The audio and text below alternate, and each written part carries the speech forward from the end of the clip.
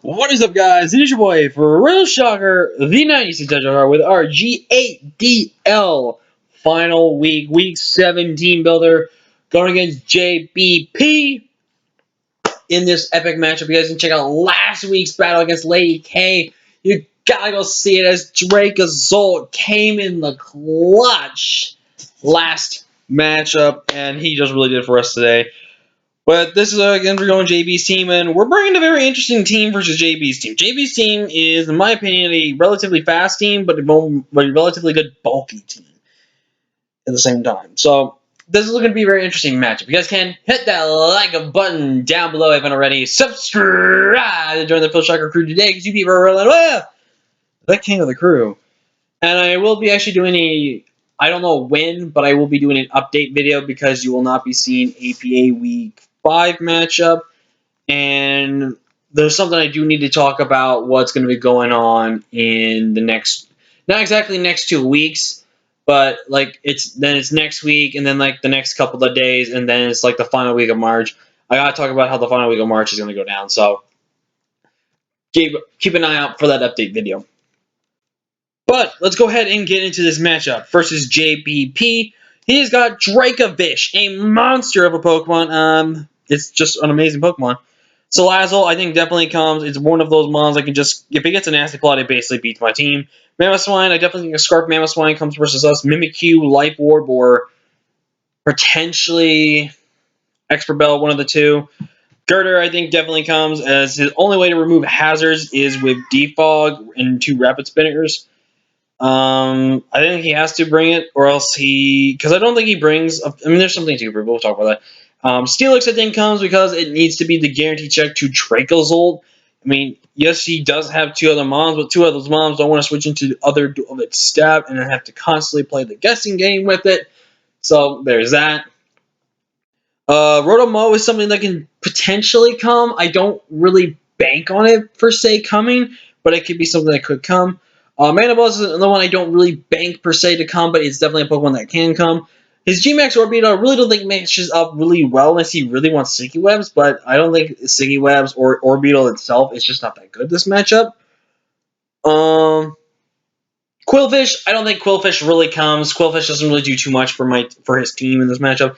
And then Avalugg basically loses to pretty much almost every single thing on my team, barring matchup-wise and stuff like that. So there's that.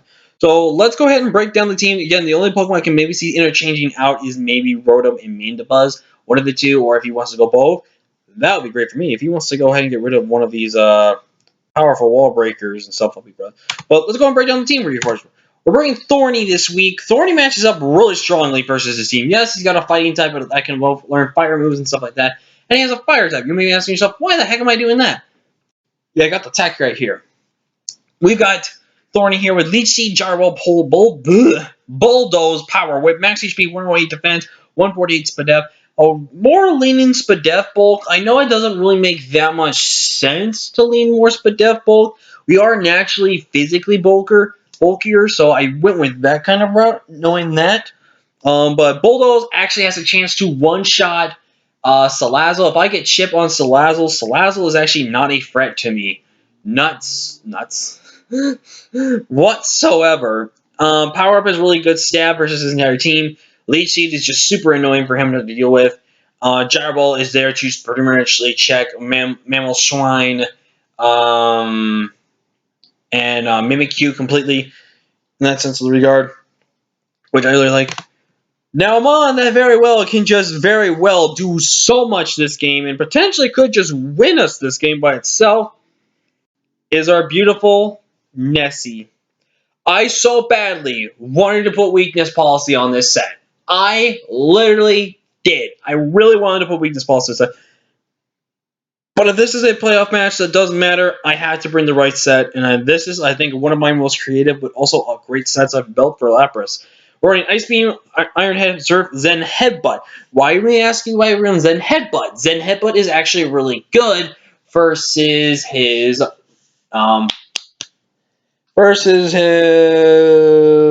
Mimikyu. I would love to have Drill Run, but Drill Run I don't think really would have matched up that well versus us and everything like that. Plus, I think having this Pokemon just really does better for our team overall. With these 4 moves, we've checked every single thing in his team. He actually struggles switching into this Pokemon. So the goal is to hopefully get an attack off before I Gigantamax. Like, if this thing is against Dracovish, I honestly will just click Ice Beam or anything like that. But then if I G-Max, what I'm going to do then is I'm going to go for my G-Max. I'll probably go for my Zen Headbutt next. Because Zen Headbutt actually provides Psychic Terrain, which actually boosts my Max Mindstorms. And it would stop priority, so Mach Punch can be a thing in late game where I have this Pokemon out in the field.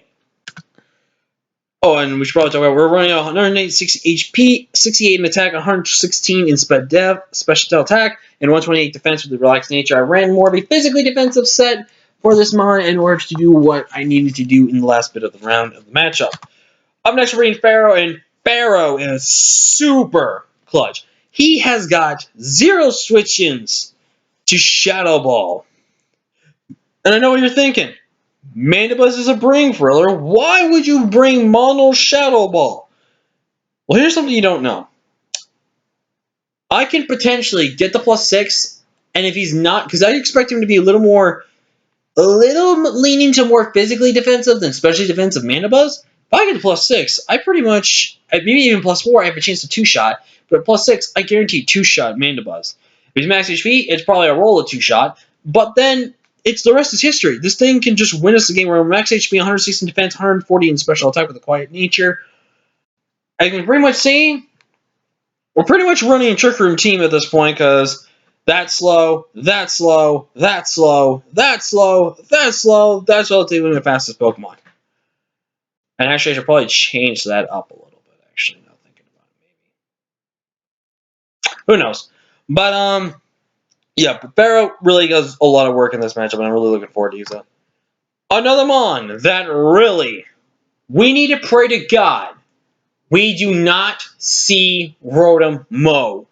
I am fine with every other Pokemon he brings, except Rotom Mow. If Rotom Mow comes, this is a problem. Because here's the thing. I have to Iron Defense, and then you can see these last 3 moves. The goal is to get Iron Defense off and just spam Iron Defense. If I get an Iron Defense off before that Dracovish comes in, Dracovish is not that much of a problem for me, because if I get my stamina boost as I go for Iron Defense, I'm +3 defense. And then Dracovish's Vicious Rinse only works because I really expect him to be a Choice Scarf Dracovish if he brings it for that reason. So there's a lot of ways you can bring about that. But we're running the leftovers like we also running leftovers in these two. We're running 136 HP, 116 attack, 152 defense, 104 speed def. Not a lot of speed def, but just enough to be able to hopefully take 2 shots from the Salazzle if it's not specs. If it is Life Orb, I believe it is a 2-shot potentially. But again, if he's running Flamethrower, I'm pretty sure it's a semi-roll in my favor not to get 2-shotted by that. So we just gotta hope we don't get burned. Again, if I see that Rotom, I just gotta click buttons versus that Rotom or protection things with it. Up next, we're bringing my Lady Fume. Offensive Trick Room, baby. Again, my second Mon that brings Trick Room this game. We're in Trick Room, and that's why I'm a little debating on this setting. You'll see in a second here. But we're in Trick Room, Energy Ball, Psychic, Moonblast. Energy Ball is literally the only way I can hit Steelix. It's literally the only reason I can hit Steelix, and I really don't like that. But it's my only way realistically to try to do that. But we're pretty much almost max HP, max special attack, 20 in speed def with a quiet nature. So we can be able to take a little bit of the special hits. But again, this Pokemon, it just clicks buttons once it gets into Trick Room. And I really am looking forward to it. I would love to put Nasty Plot in the set, but I think I would have to run a Berry to resist the Poison move or the Steel moves. One of the two if I had to do that. Last but not least, it's lit! The Rotom here with Will-O-Wisp, Nasty Plot, Overheat, Thunderbolt. He has got, like, no switches to the combination of Overheat and Thunderbolt. Literally no switch-ins, and that's what I'm going to try to take advantage of with Nasty Plot. I'm running the Yappa Berry so I can get some health back. Max HP, 112 in defense, 116 special attack, 28 in speed def. I'm trying to bait right now if I want to outspeed an Adamant or Jolly max speed Dracovish. But again, if I've got Trick Room up, do I really care? I think we will run that max speed set, so I will be doing that off screen. But yeah, that's going to be the team, guys. Again, if we win, I think we're already guaranteed playoffs. But if we win, we solidify our guaranteed playoff spot here. If we lose, it's going to come down to probably differential and how other people's matchups go.